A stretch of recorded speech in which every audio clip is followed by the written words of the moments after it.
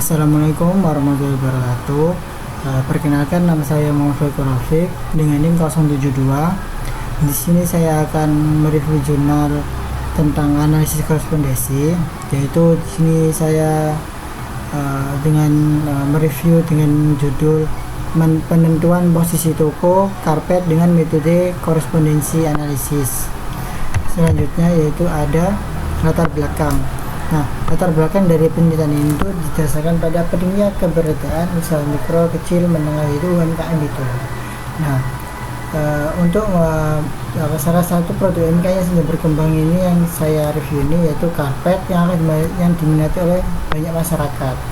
Nah, untuk memastikan persaingannya di pasar perlu dilakukannya analisis terhadap posisi dan keunggulan produk toko karpet, khususnya toko BCC jika dibandingkan dengan toko pesaing lainnya.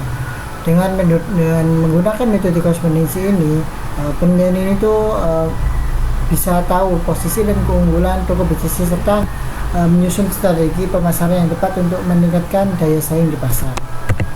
Kemudian yaitu alasan penggunaan dalam penelitian itu menggunakan korespondensi. Nah, dalam penelitian itu analisis korespondensi itu agar mereka itu tahu apa sih yang diminati oleh masyarakat, terus bagaimana sih daya saingnya di pasar, terus apa yang dilakukan dalam analisis tersebut, apakah harus keunggulannya itu dinaikkan khususnya di toko BCC dibandingkan dengan toko lainnya. Dalam analisis korespondensi itu bertujuan dalam posisi dan keunggulan toko bisnis itu menyusun strategi agar pemasarannya itu tepat dan bisa meningkatkan daya saingnya di pasar. Selanjutnya yaitu metode penelitian. Metode penelitian ini itu dengan menggunakan pengumpulan, menganalisis dan menginterpretasikan data guna menjawab pertanyaan penelitian, yaitu menguji hipotesis dan mencapai tujuan tertentu. Nah, dalam metode penelitian itu ada variabel yang digunakan dalam penelitian ini, yaitu yang pertama ada variasi produk, layanan, katalog, lokasi strategis, kebersihan, keluasan toko, harga, diskon, dan parkir penerangan. Terus ada sih kategori variabel, yaitu berupa dari responnya itu berupa angka. Itu yang pertama itu nilai 0, masih banyak kekurangan, dengan nilai 1 atribut itu masih memuaskan.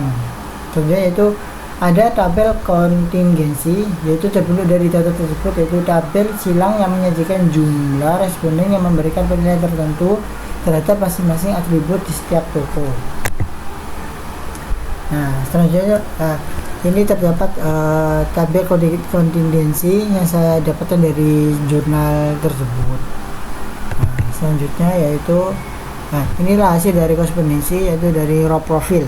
Nah, kita bisa melihat dari raw profile yang pertama itu yang paling dominan di toko keempat.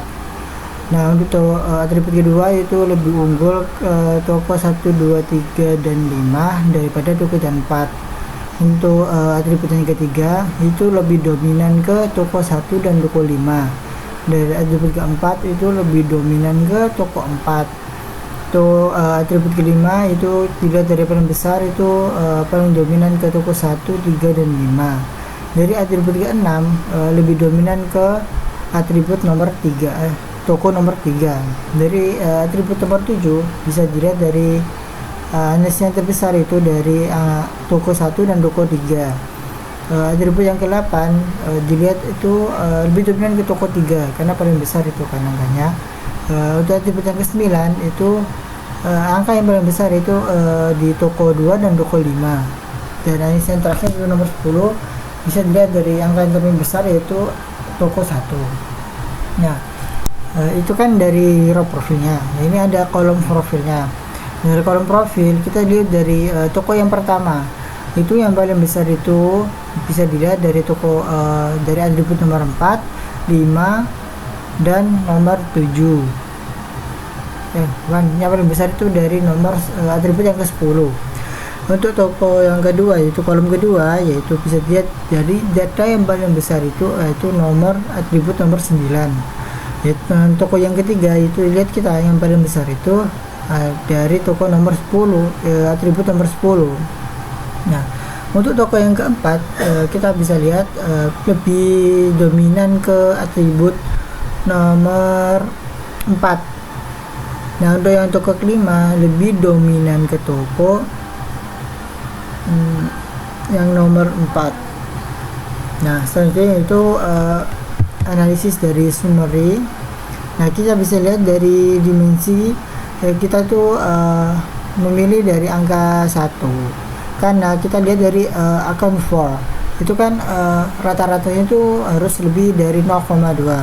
Nah, di dimensi 1 itu kan lebih 0,2, yang lain itu kurang dari 0,2, sehingga yang diambil dimensi itu yang 1.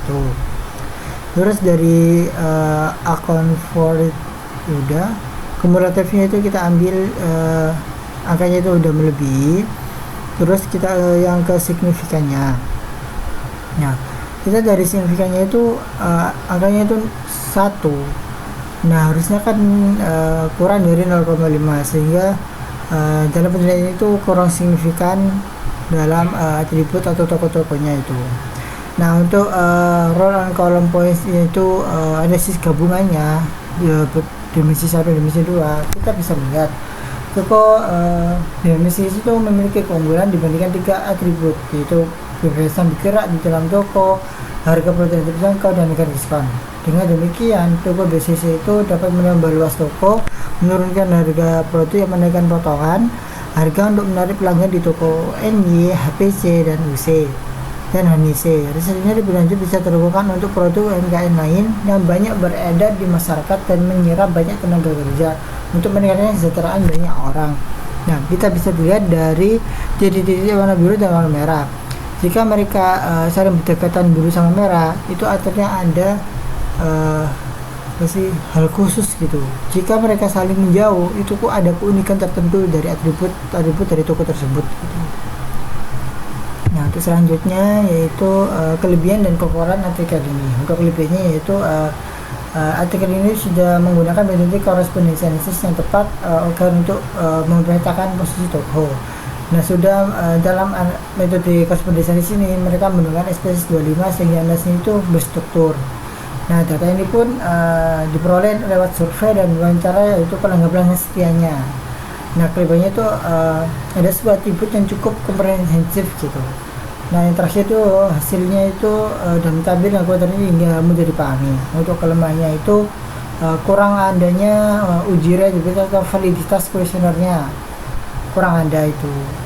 Untuk yang kedua yaitu ada analisis terbatas pada deskripsi tanpa menguji pengujian tambahan. Yang terakhir yaitu pada grafik misalnya gambar 4 itu kurang detail dalam nilai koordinatnya. Untuk pelajaran yang didapat, yang pertama yaitu kita itu tahu cara menerapkan korespondensi analisis untuk MKM.